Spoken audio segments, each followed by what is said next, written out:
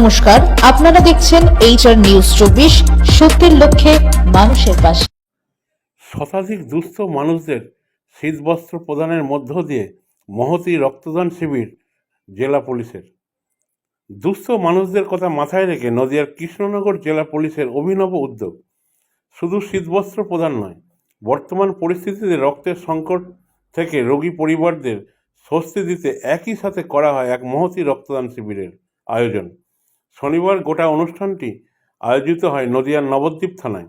উপস্থিত ছিলেন থানার ভারপ্রাপ্ত আধিকারিক থেকে শুরু করে পুলিশের উচ্চপদস্থ আধিকারিকরা। একই সাথে এই মহৎ কর্মসূচিতে উপস্থিত থাকতে দেখা যায় নবদ্বীপ পৌরসভার চেয়ারম্যান বিমান কৃষ্ণ সাহাকে। ছিলেন অন্যান্য বিশিষ্ট অতিথিবর্গ।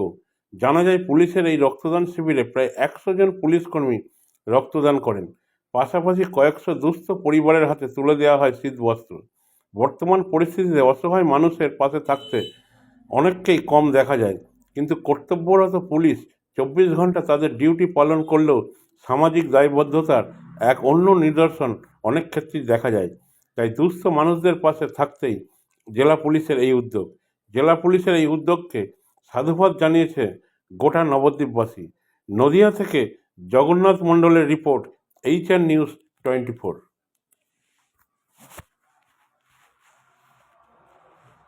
নবদ্বীপ থানার উদ্যোগে কৃষ্ণনগর পুলিশ জেলার যে পরিচালনায় যে সামাজিক কর্মসূচি হলো রক্তদান এবং বস্ত্র বিতরণ, এই কর্মসূচি সম্পর্কে কি বলবেন? এটার মধ্যে আমি যখন এখানের মধ্যে যখন বললাম, আপনারা শুনলেন যে এটা আমাদের বিভিন্ন সময়ের মধ্যে আমাদের হয়ে থাকে। তার কারণ হচ্ছে আমাদের মাননীয় মুখ্যমন্ত্রী বলেছেন যে সমাজের অংশ পুলিশ, এখানে আমাদের পুলিশ কোনো বিচ্ছিন্ন কোনো নয়, সমাজ থেকে বিচ্ছিন্ন নয়। তো তারই পার্ট হিসেবে বিভিন্ন থানাতেই আমাদের বিভিন্ন সময়ের মধ্যে এরকম সামাজিক কর্মসূচি আমরা করে থাকি। আজকে নবদ্বীপ থানার যে দুটো প্রোগ্রাম করা হয়েছে, রক্তদান কর্মসূচি এবং শীতবস্ত্র বিতরণ, এটাকে এই সামাজিক কর্মসূচি এবং আমাদের এই দায়বদ্ধতাটাকে মাথায় রেখেই আজকের প্রোগ্রামটা করা হয়েছে।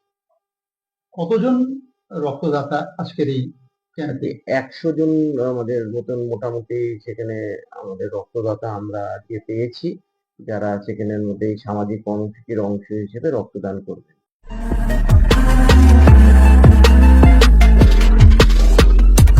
নমস্কার, আপনারা দেখছেন HR নিউজ 24, সত্যের লক্ষ্যে মানুষের পাশে।